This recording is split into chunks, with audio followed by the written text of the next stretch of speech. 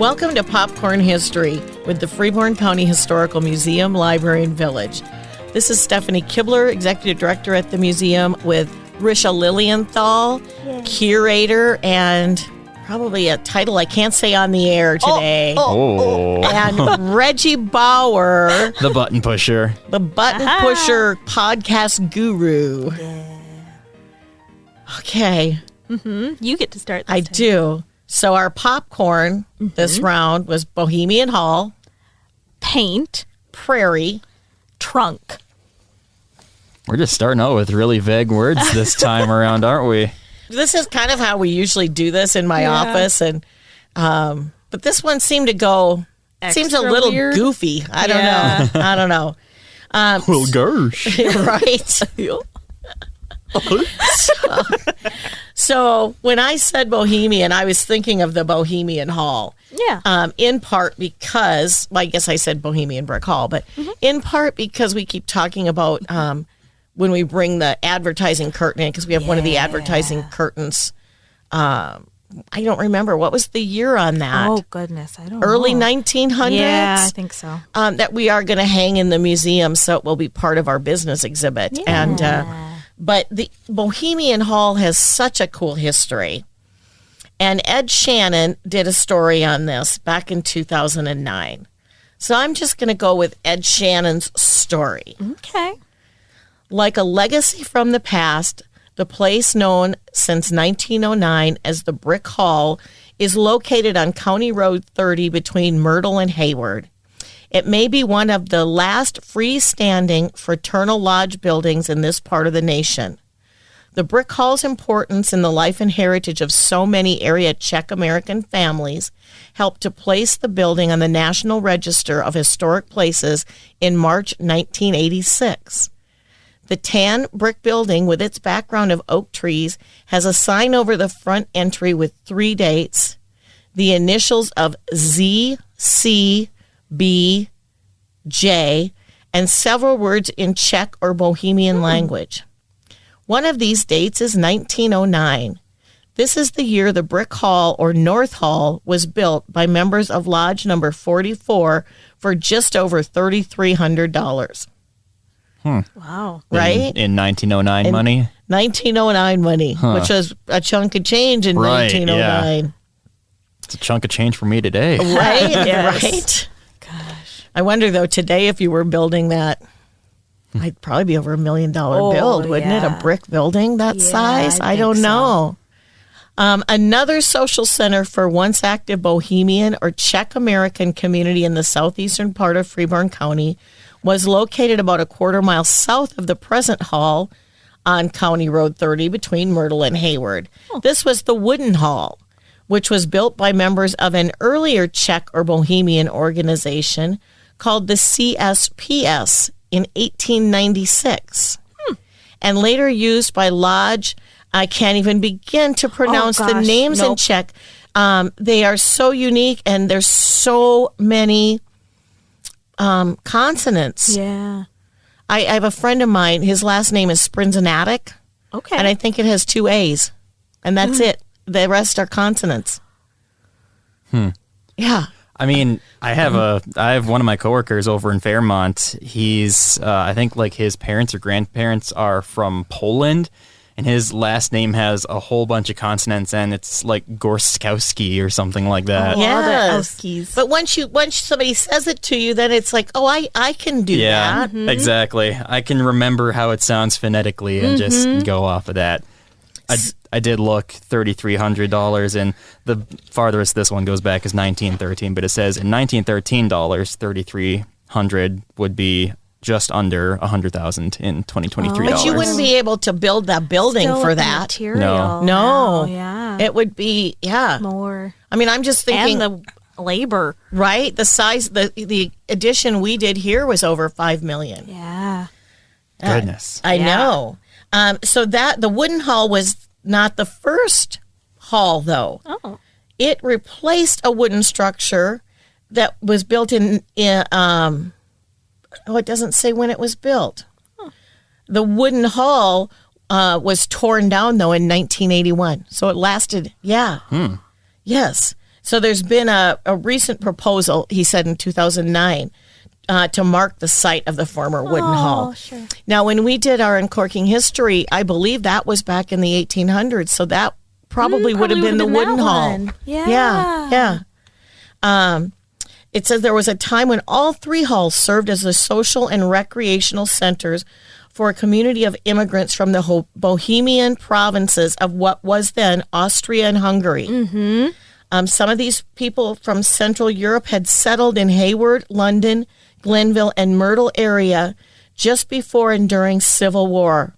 More Czechs and Bohemians came in the 1870s and 1880s. Mm-hmm. And there is still a really strong Czech Bohemian culture in Freeborn County. The place fascinates me, and they do some wonderful events that I keep wanting to go to. So we're going to keep our eye on the Bohemians over there by Myrtle. Yeah. Yeah. Cool. Well, you said, Bohemian Hall, and you just mentioned at the beginning of that you were thinking about the curtain, too. And that's, my mind went to that, and it's painted.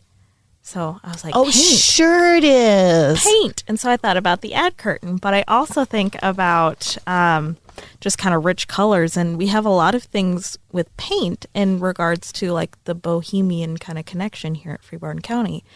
Like I thought about Joseph Kuchera, who is our cobbler that we know of. And I was thinking about the lasts, the shoe lasts. And a lot of those are painted. They're like rich and fun, funky colors even. So I thought that was fun. Okay, but are those the forms? Yes. Okay. Yep. They're like a foot shape. Yes. Yeah. Yeah. So you could mold a shoe over you could like stretch it and whatever material around it. Right. Yes. And we have our Kalaki or Kalachki sign, however you say it. That's painted on canvas. True. And I've heard it said both ways. Right. But the one I kind of landed on is a crucifix that we have. And I landed on that because there's paint lift happening on it right now. Which paint lift is, you want a technical term here, it's the separation of one layer from another and occurs most commonly on composite or mixed media objects when one medium shrinks or expands at a different pace than its substrate. It can lift and separate. Can also be caused by adhesion failing or weakening. So that is your technical kind of dealio. Mixed media objects. Yes. So our crucifix is wood and it had paint on it and the paint is lifting. So it's pretty fragile. Yeah. We were at one time we discussed putting it out in the church, but it is far too fragile for that with the changing like humidity and such outside. It's cold out there. That Or too. hot out there. Yeah. Or hot out there. But this crucifix was brought by Joseph Tlomka, Tlamka, from Bohemia around 1911. And the crucifix itself could have been from before the 1860s. Wow. When it was made. And it was in Priblislavus, which is a county in Czechoslovakia or the Czech Republic, I believe. I don't think it's in Slovakia.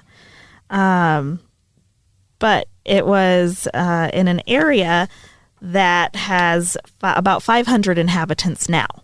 So it's a very small area they came through.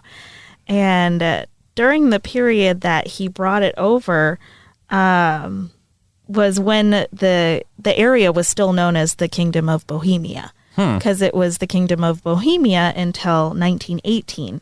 And that's when it became land within the Austro-Hungarian Empire. Isn't that sad? The Kingdom of Bohemia. Right? I love that. Doesn't that sound neat? Yes. It sounds so like fantastical. Yes.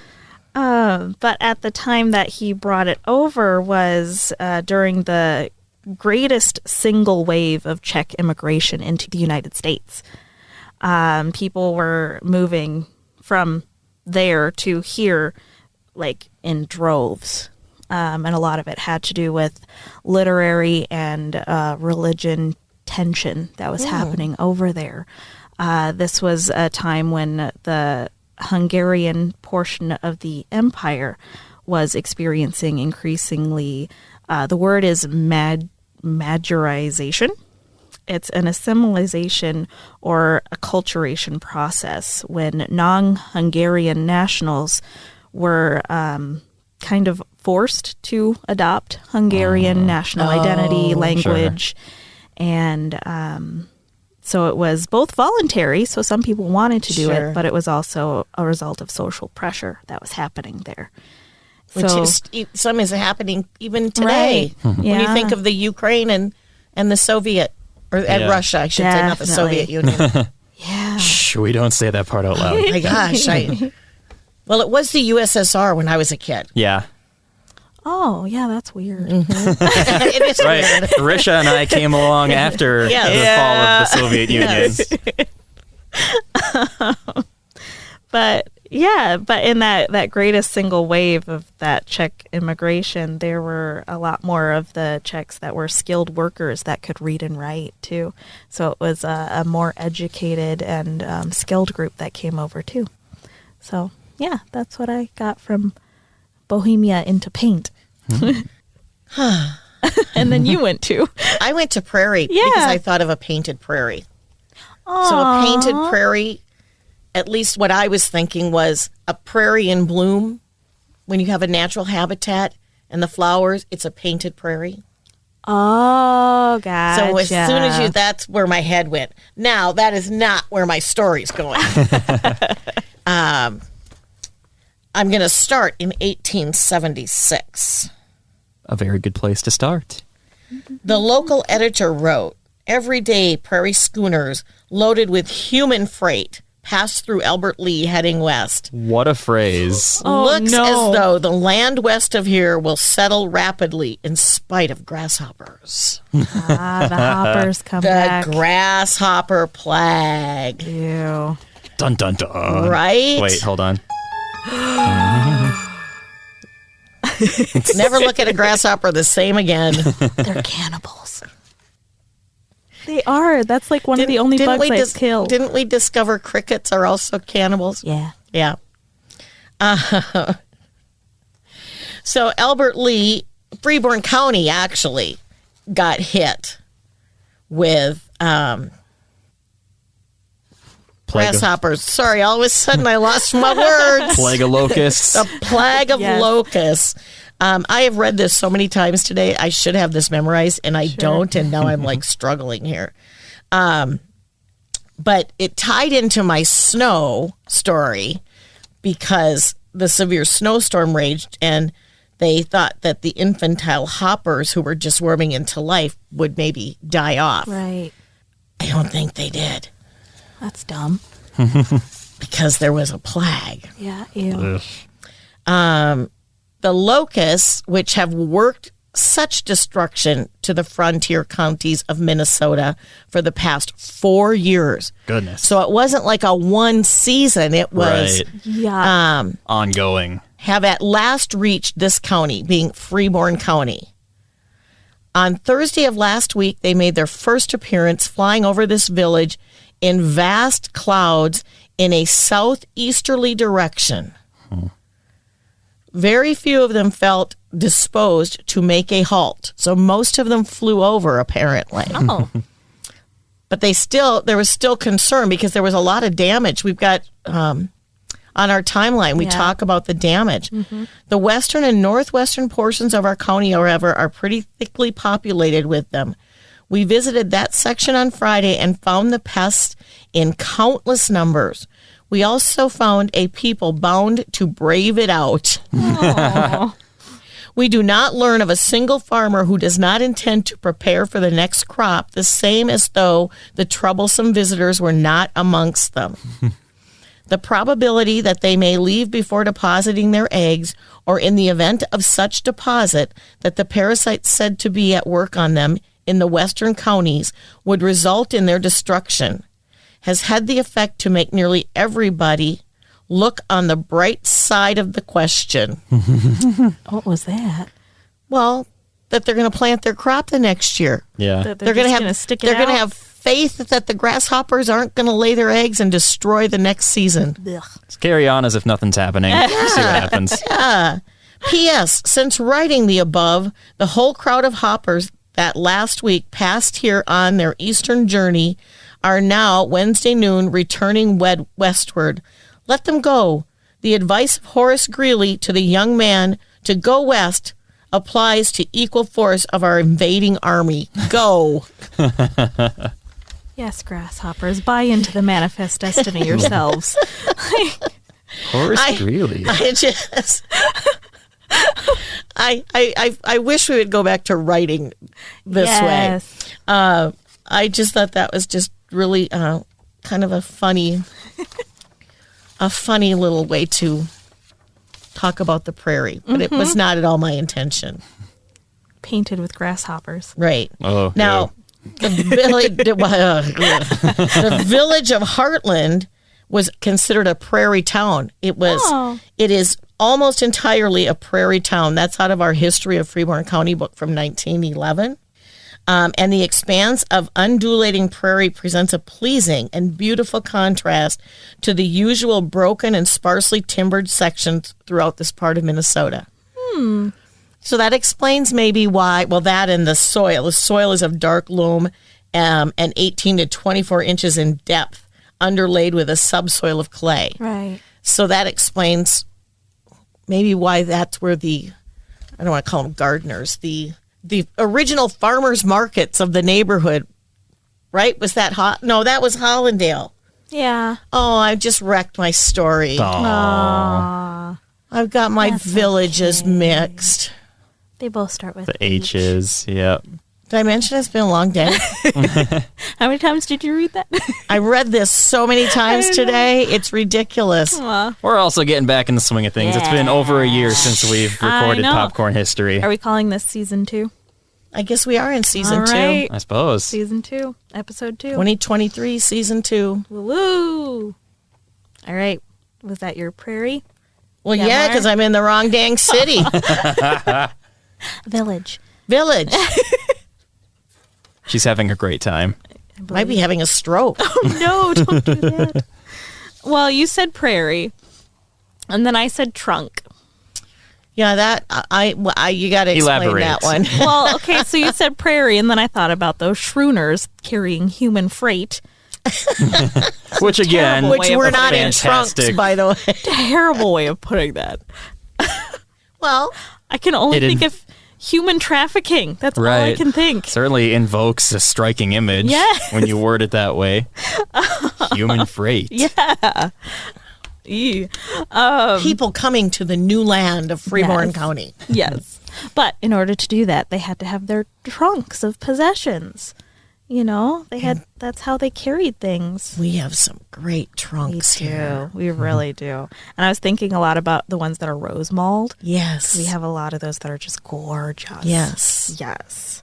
But prairie families, so see, prairie families had trunks to bring their items from overseas because they couldn't bring their whole dresser or their wardrobe. That would have been expensive, and most of the people coming over were not excessively rich people. They were your Joe Schmo, you know, regular people. Yeah. You know? And one thing that we tend to say in a lot of our kind of tours that we do in the museum when we talk about the trunk is, why do they have a curved top? Why do they have a curved top?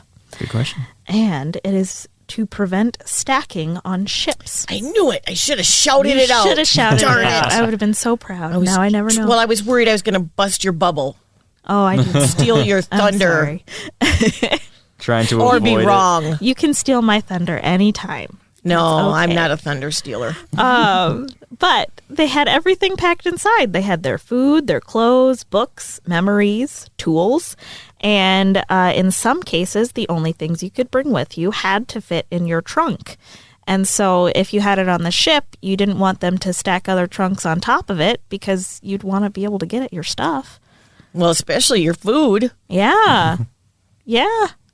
Well, it's like if you're on an airplane and you wanted to have your like backpack at your feet and then they make you put it up top. What are you going to do the whole time? Well, you got to stand up and get it. Well, sometimes they tell you you're not allowed to. Really? Yeah, that's happened to me. Oh, yeah. Yeah. But anyways, there weren't any moving companies easily accessible in the 1850s. And that's when the like first moving company started, really was in the United States, was when people were coming over. So would they be at the docks and at the ships and they'd take the trunks and move them to where? Yeah. Oh. Right? And it started out as wagons, of course. And people would pay them. And sometimes there was scams, of course, with any new thing that comes out. So they would just take your money and take your stuff, too. So that's when people started to do the, I'll pay you half now and then half when you get my stuff to where it's going.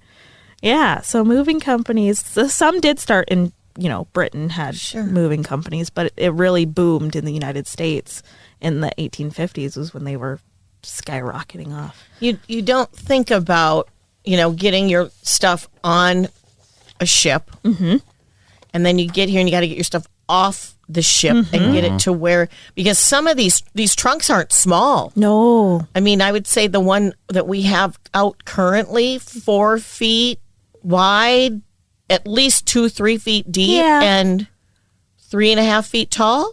Goodness. 2.5. It's more than 3 feet, maybe. Oh, maybe. Yeah. I mean, that's It's loaded. pretty big. That would be a heavy. Yeah, especially if you have like metal tools in there too. Right. And if you're like a family that's been on a ship for months. Right. It's like, I'm tired, man. Well, it's not like you're out, using the muscles and doing the stuff, right? I think it's cool on some of these trunks too, because they have trays that fit in. Yes. So like little sectioned trays that you can put a layer, stack. Right. Yeah. A little inventive kind of there. We just recently got a trunk in 2023 this year from Norway. Ooh. And Daryl Waters brought it in 2012. He did some research on it. And so I love it when people bring in research that they've done on the item before they bring it to us. It's really exciting. But we'll come back to this. So remember this. The trunk has been in the Swan and Dina Halderson family.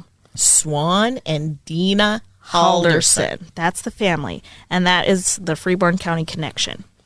And so Daryl, who is a descendant of that group, messaged someone in Norway asking about where this trunk came from as he was doing his family research. And the question they had was whose it was. They have the 1802 on there.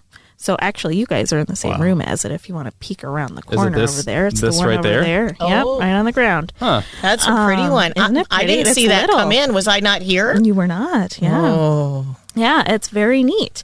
And next to it has the letters M-A-S. Okay. And normally when we see letters, we think... I just have to say, Reggie's now on the floor looking at the trunk. I mean, it's right there. He got interested. M-A-S. And when we see that, we think, first, middle, last name, right? It's the initials. However, that's not how Norwegians in the 1800s marked. That's not how it was. Right. It's actually a different kind of monogram. So the last letter is S for son, meaning that it was owned by a man. The second or middle letter is A, and that is the father's first name. And then the first letter, it looks a little weird. It's kind of hard to tell that it's an M, but we figured it's an M. Or this Norwegian who was looking this up and actually doing the research was Oddbjorn is his name. But he looked at the census in 1801 for Rennebu and Meldal, and there were 3 people with that connection of M-A-S. And 2 of them were in Meldal, and 1 was in Rennebu. And that is the one that stuck because it was Michael or Mikkel. I'm guessing it's Michael, M-I-K-K-E-L. Angrimson, so Angrim, father and son. Yeah. Vangsing, was the last name of that, too. He was born in 1777 and died in 1805. Now, his elder brother was Sven Angrimsson Vangsing, born in 1775, and he was Dina Haldarson's grandfather. Okay. Oh. So it was his, and somehow somebody then had it to bring over in that family. And then they had to research the history to get the story of it. yeah. That's incredible. Yeah. It's a really pretty little trunk. Isn't it? It's really nice. We have a lot of trunks We out, do. to be honest. We have several. Yeah, we have it in the quilting. Yeah. Immigration, the traveling by covered wagon. Yeah. Yeah, beautiful trunks. Yeah. We could do a trunk show. We could do a trunk show. I also then thought about our Freeborn County trail game that we Yes. have coming out. Do you guys want to do a little teaser of that right now and play? Do we have a link? I can read it to you right now. Read it Then I to have all to our type it listeners. in? No, you just tell me what you would pick. Oh, okay. So I thought we were gonna go up against one another. I was getting competitive. Freeborn Sorry. County Trail. we'll do a Sorry. collaborative one for the teaser. So the trek from New York Port to Freeborn County is 1,300 miles long. It's a treacherous trip, and you'll encounter disease, pesky weather, difficult terrain, and several accidents. So we're going to pick our party, which right now in the beginning stages, the only person you can be is Chris Julius Nelson of Denmark. He's a sweet man, good at building, enjoys communicating, and has experienced hardship. 19 years old with an adorable smile and big ears. He did. Even as an older man, I he know. did. So we start at Castle Garden in Manhattan, New York. This was the starting point for many of the future freeborn families who came across the sea. This port was in use even before Ellis Island. Here is where we pick our animal to pull the wagon. So do you pick a horse, oxen, or mules? Oxen. All right. Yeah, all right. Oxen are the strongest and least expensive animal available. Good choice. With limited space on your wagon, how much do you pack? A, you pick as much transportable food as possible. You do not want to run out of food on the journey. Or B, you pack for 2 months of your journey. You don't want your wagon to be heavy. I mean, I feel like after enough time, depending on the food, it would like go bad, wouldn't it? Unless it's like, Are you going with B? I'm kind of leaning towards B. I'm going with A. You're going with A? Oh, no. Okay, I'll be the tiebreaker, and we're going to go with B. Ooh. Your wagon is a good weight, and your oxen are healthy and happy. I would have been overloaded. Yep. You are able to trade and hunt for food along the way. You encounter a mountain man. Hello, I'm a mountain man. Do you need a guide? Some pioneers hired travel guides who are familiar with the trail. A former mountain man offers to guide your family for $50. Do you accept? That's a lot of money. Either you, In- so you could hire him, pay him all the money up front so that you get on his good side. Don't hire him. $50 is a lot. You don't know what you'll need your money for once you get to Minnesota. Or hire him, but tell him that you'll pay him $25 after he gets you to Minnesota. $25 now and then $25 later. I feel like this is a trick question because of the topic earlier where she talked about paying 50%. Right. And it was like, yeah, we did the bit up front, and then the moving companies I feel like it's a C. moving except instead of moving. Should we do, you're going to do half and half? Yeah. Yeah. Good strategy. He stays with you the entire way, so he gets all his money. So now what month would you leave? April, July, or October? Probably not October. Right. April could be tricky with spring storms. That, and I feel like, a lot of people are going to think April, there might almost be like a spring rush for April because like, oh, everybody goes in April because that's when the snow is all melted and we're all good to go. So I'm going to say July. The spring wagon rushed to Minnesota Yes. in the 1800s. Look out. So Reggie said July. I'm going to go with July. All right. If you leave in July, you're cutting it close. It will start to get very cold at the end of your journey. But we come to the Ohio River. It's a wide river with rapid and deep currents. What do you do? How do you cross the river? Oh, my. You pay $10 for a ferry to take you across. Try to cross it yourself. Your wagon can float, after all. Or travel along the river and look for an easier spot to cross. Okay, your wagon can float. Can your oxen float? Are they? Can they dog paddle? Can they ox paddle? Dog paddling. Ox paddling. Right. Or do you load them onto the wagon and then that sinks the wagon? Or do you take the ferry for $10? How much money do we have left? I I already don't know, gave 25 to that mountain man. I know it'd be 50 because he got us to our. He's getting. Yeah. you gotta- Well, he's getting the other Yeah. 25 later, but yeah. How much money do I have left? Well, I suppose if we're bound on getting to Minnesota, I suppose probably the ferry. You want to do the ferry? Yeah. All right. You reach the other side safely, but you have less money. As you start up again, your wagon wheel breaks. Uh-oh. Are you prepared? Yes. Well, Charles is a great handyman, so you were prepared and continue on. So we go to Hoosier Hill. This is the first steep downward slope of your journey. So what do? Get everyone on the wagon and simply roll down. Have the oxen follow behind. Just avoid the slope by going around the Hoosier Hill. Or detach the oxen and lower the wagon slowly using ropes.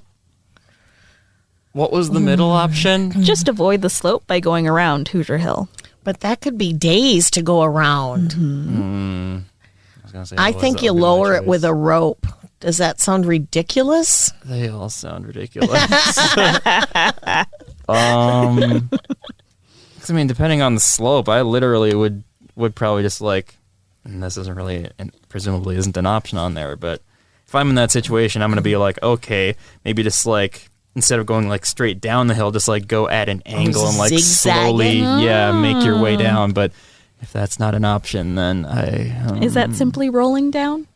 I don't know about simply rolling down. Strategically rolling Strategically rolling I down. feel like if you have a chance of going out of control if you just That's put yeah. your oxen in the back, and That's down? No, they're kind following behind. that's what I said. If you put them, yeah, like behind. But yeah, if the slope or whatever is too much, then you just fixed a broken wheel. You don't want to have to fix it again, right? or break the whole wagon for that matter. So I'm going rope. I suppose do the rope rope? is the logical option here. It's a lot of work, but it's the best option. You stop at Shadeland Bluff for the night, but there's no wood for fire. What do? Send out some of your family to pick up bison chips, a.k.a. bison poop, to burn. Or you'll be fine for one night without a fire. Or use some of the extra planks on your wagon. It should be fine without one or two. Burn that bison poop. Yeah, that seems like the... Yep, that was the thing. It burned well and didn't smell. Oh, that's weird. Why didn't it smell? Because it's burning. I don't know. I did the research on this, but I don't actually remember why. Oh dear, the wheels of fate are turning again. You've passed a group that was hit with cholera.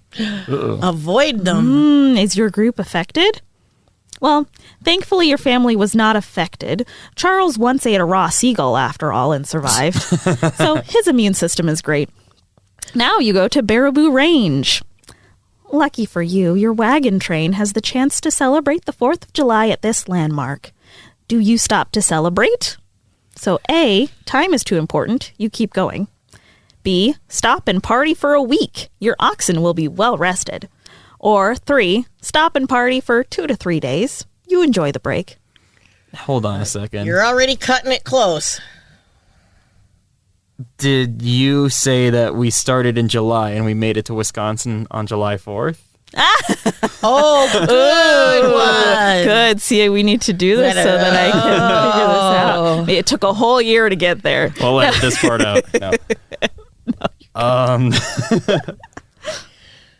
I don't think you can party. Probably. Time is too important. Time is too important. Keep going.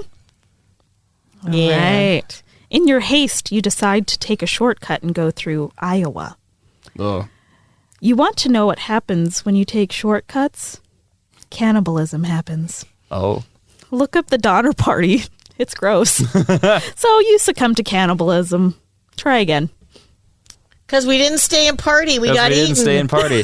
So the lesson we all learned here is if you have an Don't go to opportunity, Iowa. yeah, don't go to Iowa. First of all, second of all, if you have an opportunity to party, take it. Party on. Party on, dudes. That's what Abraham Lincoln said. I was going Wayne's World. Wayne's World. Wayne's World. Yep. There we go. Party on with the popcorn. Woo. And eat popcorn.